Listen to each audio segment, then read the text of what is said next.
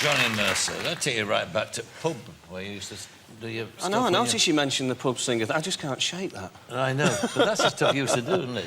Yeah, it is, the pubs and the clubs, stuff, yeah.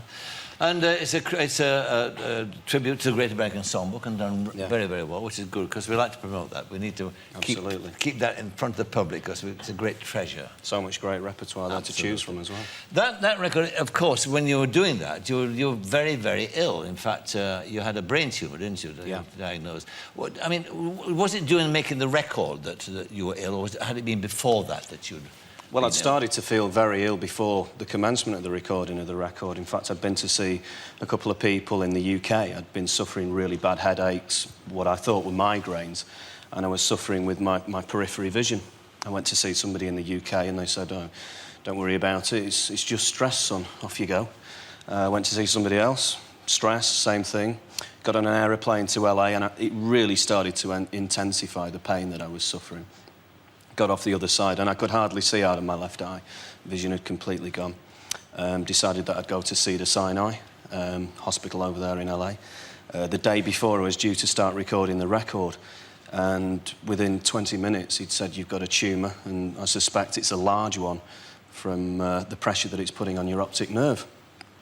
And of course the whole world comes crumbling down. I've got my 2 children back at home, you know, thousands of miles away, and all my family are over there, and I'm on the verge of starting to make a new record, and it was pretty scary. So what happened? Did you immediately have surgery, or...? No, I didn't tell anybody, and I went and made the record.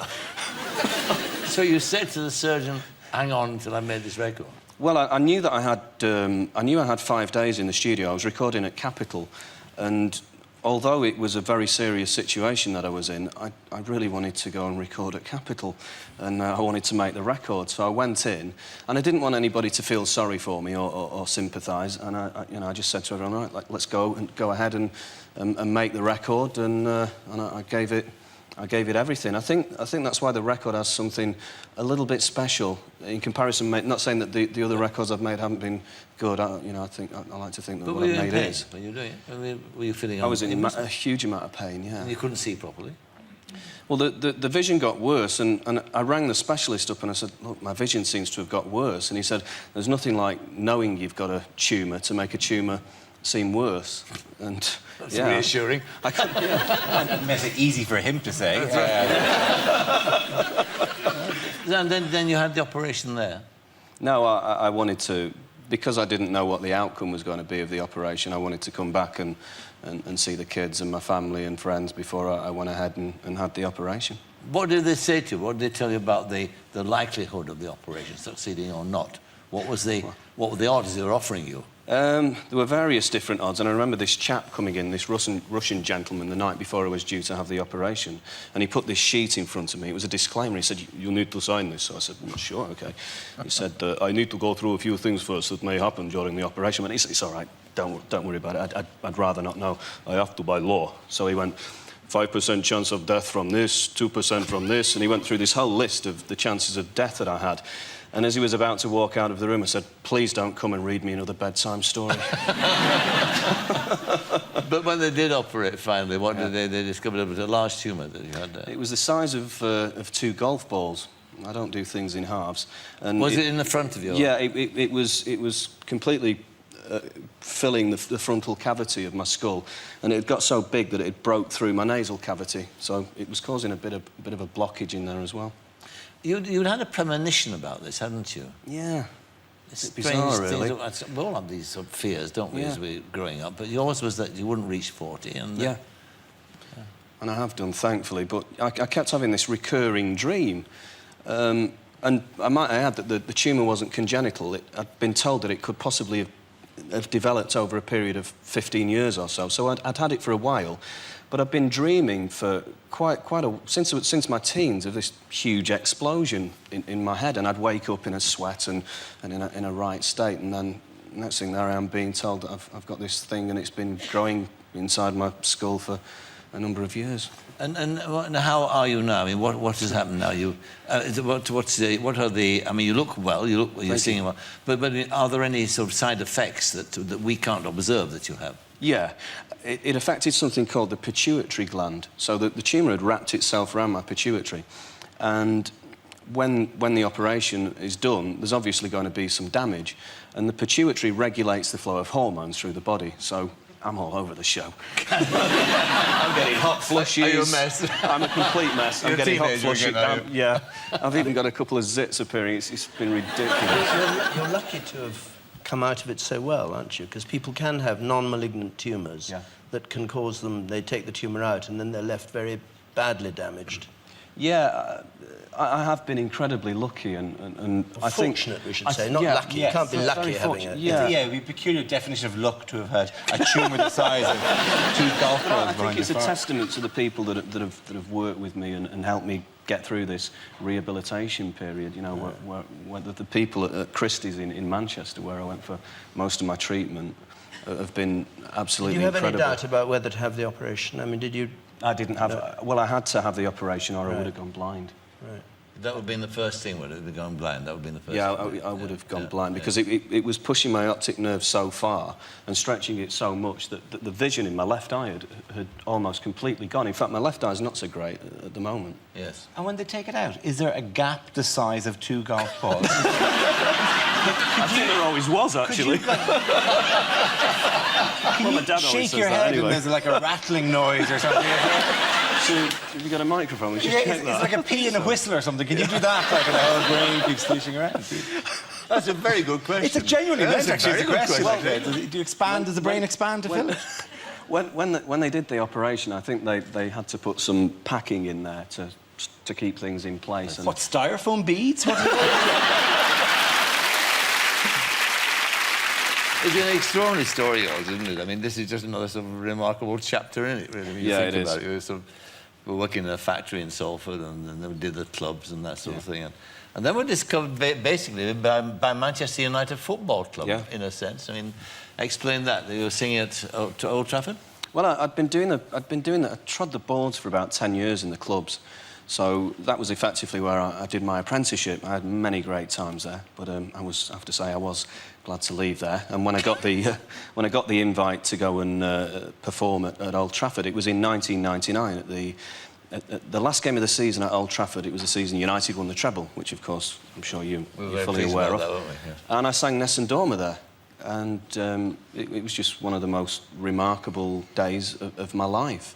And then as a result of that, I was invited by the club secretary to go and sing and represent Manchester United at the Nou Camp Stadium in Barcelona at the Champions League final, which was a real highlight because I was sat with the 68 winning side on the second tier, and Paddy Crerand on one side, Bestie on another, and my dad, you know, next to me. Made up. Just an incredible day.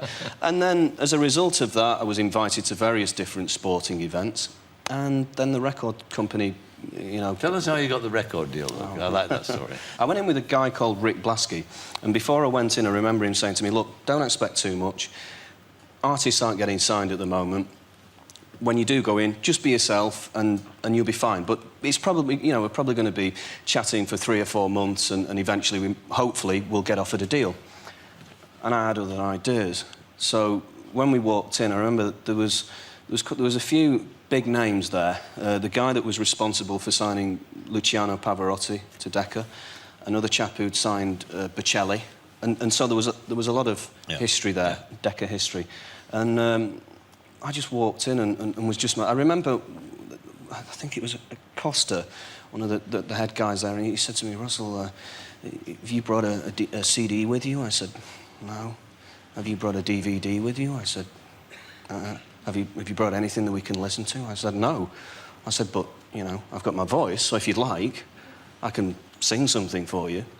And he was like, seriously? I went, yeah, sure. And I got up on the boardroom table. And I did a little rendition of O Sole Mio. And as I was singing, I could see that their jaws beginning to gradually drop. Because you don't get a full... You can't get a full feel for the strength of a voice unless you hear it in the flesh. Yes, of course. And close up. Yeah. Yeah, and then I just spent the whole afternoon joking and laughing and talking about football, and left the offices, and within an hour I had a 5-album deal. And the rest is history. Yeah. Do a solo mio. A solo mio? OK. Impress us like you impressed Decca. See which sign you want.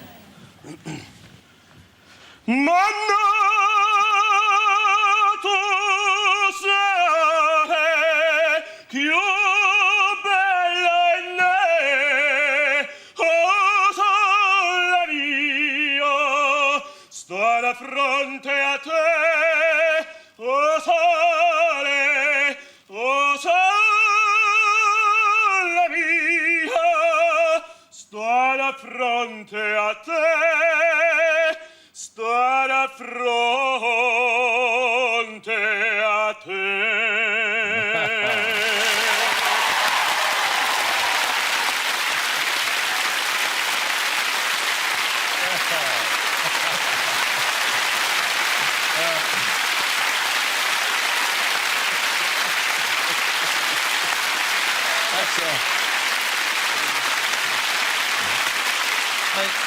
They gave me the contract because they were going deaf. Well, get that man out of here! It's amazing being that up close, you say to that kind of voice. For an invalid, that was all right, I thought. Thank you very much indeed.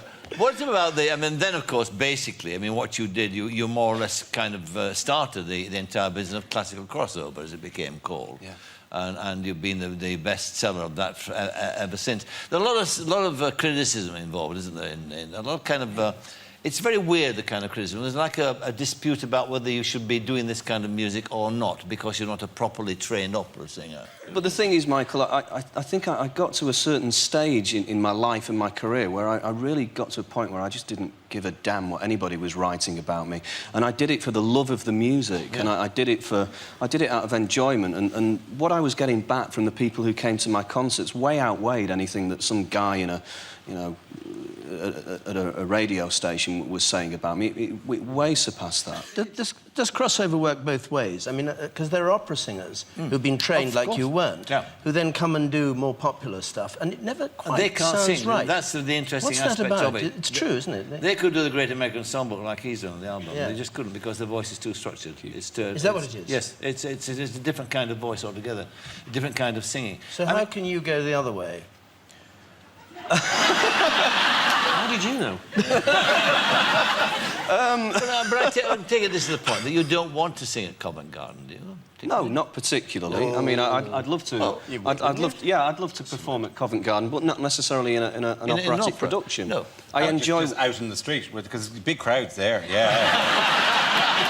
But the point is, I mean, if you need a microphone, you can really belt it out. They can hear you. Yeah. If we say the Great American Songbook deserves preserving, well, so does the popular music of 400, 500 years ago, which is what opera is. It's only popular music. I mean, it's not this thing to put in a showcase and put guards around it at all. That's the silliness of it, in my view. I mean, it wasn't sung by people like you. They were the first people who sang it.